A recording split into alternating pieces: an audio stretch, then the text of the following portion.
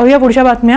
गाझामध्ये Oscar विजेत्या दिग्दर्शकाची अखेर सुटका झाली आहे। या आठवड्यात सोमवारी त्याला त्याच्या घराबाहेर चक्क मारहाण आणि अटक करण्यात आली। गाझामधील वेस्ट बँकेतील इस्रायली स्थायिक नागरिकांनी मारहाण केली तर सैन्यानं त्याला अटक केली। रात्रभर तुरुंगात ठेवल्यानंतर त्याला मंगळवारी सोडण्यात आलं। त्या दरम्यानचा काळ कसा होता याचा अनुभव त्यानं सांगितलाय। पाहूया एक रिपोर्ट। हे पहिल्यांदाच झाले। ते सैन्यासह आले आणि इस्रायली स्थायिक नागरिकांनी माझ्यावर हल्ला चढवला, मला मारहाण केली, मला पूर्णपणे उद्ध्वस्त करण्याचा प्रयत्न केला। मला ऑस्कर मिळाल्यानंतर हे असं पहिल्यांदाच झालंय। म्हणजे ऑस्कर मिळाल्यानंतर असा भीषण हल्ला का आणि कसा झाला हे कळत नाही। याआधी हल्ले झालेत, मात्र असा हल्ला झाला नव्हता। In the beginning, yes, there is attack, but not like this. हे अनुभव आहेत ऑस्कर विजेता सहदिग्दर्शक हमदान बल्लाल याचे। त्याला सोमवारी वेस्ट बँक मधील इस्रायली स्थायिक नागरिकांसह सैन्यानं मारहाण केली आणि अटक केली। मंगळवारी त्याला सोडण्यात आलं तेव्हा त्याची स्थिती चिंताजनक होती। त्याला जखमा झाल्या होत्या, त्याच्या कपड्यांवर रक्ताचे डाग होते, तो लंगडत चालत होता। त्याला जेव्हा सोडण्यात आलं तेव्हा त्याला घ्यायला त्याचे नातेवाईक आले होते। त्यानंतर त्यानं आपला हा अनुभव सांगितला। यंदाच्या ऑस्करमध्ये नो अदर लँड या माहितीपटाला पुरस्कार देण्यात आला। इस्रायली पत्रकार आणि पॅलेस्टिनी तरुणांनी एकत्र येत हा माहितीपट बनवला होता। यात सामान्य नागरिकांच्या जीवनाबाबत माहिती देण्यात आली। इस्रायल हमास संघर्षाचे परिणाम मांडण्यात आले होते। या माहितीपटाच्या दिग्दर्शकांपैकी एक आहे हमदान बल्लाल।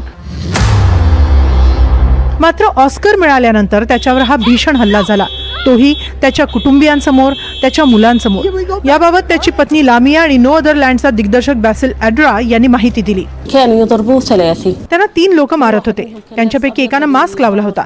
एक जण मारहाणीचं चित्रण करत होता। त्या सगळ्यांनी सुरुवातीला आमच्या घराला वेढा घातला आणि आत शिरण्याचा प्रयत्न केला। त्यांच्यापैकी एक जण खिडकीजवळ उभा होता, तर बाकीचे दरवाजावर जोरजोरात ठोसे मारत होते, दरवाजा तोडण्याचा प्रयत्न करत होते। हा सूड आहे, त्यांना आम्हाला शिक्षा करायची आहे। आम्ही आमचा आवाज बुलंद करू नये म्हणून आम्हाला घाबरवण्याचा प्रयत्न आहे आणि ऑस्करमुळे आमच्याकडे अधिक लक्ष वेधलं गेलंय। जगातील जवळपास प्रत्येकाला मसाफर यात्ताची कहाणी कळली आहे। त्यामुळे इथले ज्यू स्थायिक नागरिक, इस्रायल सरकार आणि सैन्याचा आम्हाला विरोध आहे।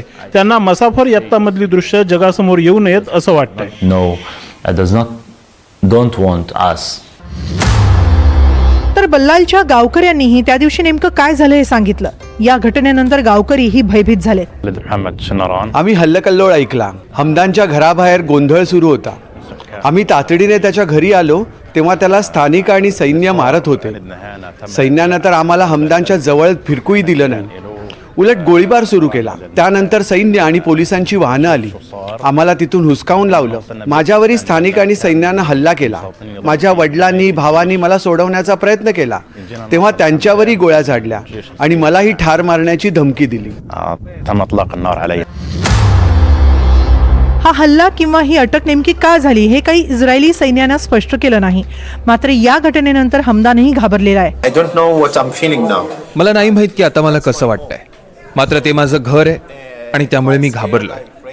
हो, माझी भीती ही माझ्या कुटुंबासाठी आहे, माझ्या मुलांसाठी आहे।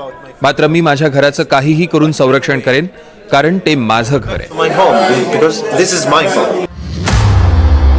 हमदान बल्लाल यानं इतर पॅलेस्टिनी कार्यकर्ता बॅसिल एड्रा आणि ज्यू पत्रकार युवाल यांच्यासह एकत्र येत मसाफर यात्तामधील संघर्ष कथा माहितीपटातून मांडण्याचा प्रयत्न केला होता। मसाफर यत्ता हा परिसर इस्रायलनं लाईव्ह फायर ट्रेनिंग झोन म्हणून घोषित केलाय।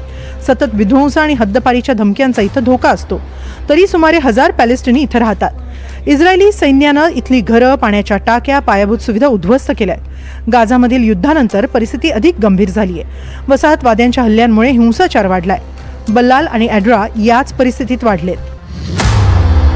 त्यांनी युवाल अब्राहम या इस्रायली पत्रकारासह एकत्र येत इथली परिस्थिती सांगण्याचा प्रयत्न केलाय। तसंच बॅसिल एड्रा आणि युवाल या दोघांमधील मैत्री आणि संघर्षाचे क्षणही चित्रित केलेत। मात्र त्यांच्या माहितीपटाला ऑस्कर मिळाल्यानंतर हा हल्ला झाल्यामुळे जगभरातून या घटनेवर संताप व्यक्त करण्यात आलाय। मानवाधिकार संघटनांनीही या घटनेचा निषेध व्यक्त केलाय। त्यातच हमास इस्रायल युद्ध पुन्हा सुरू झाल्यामुळे चिंतेत आणखी भर पडली आहे। Bureau report, NDTV Marathi.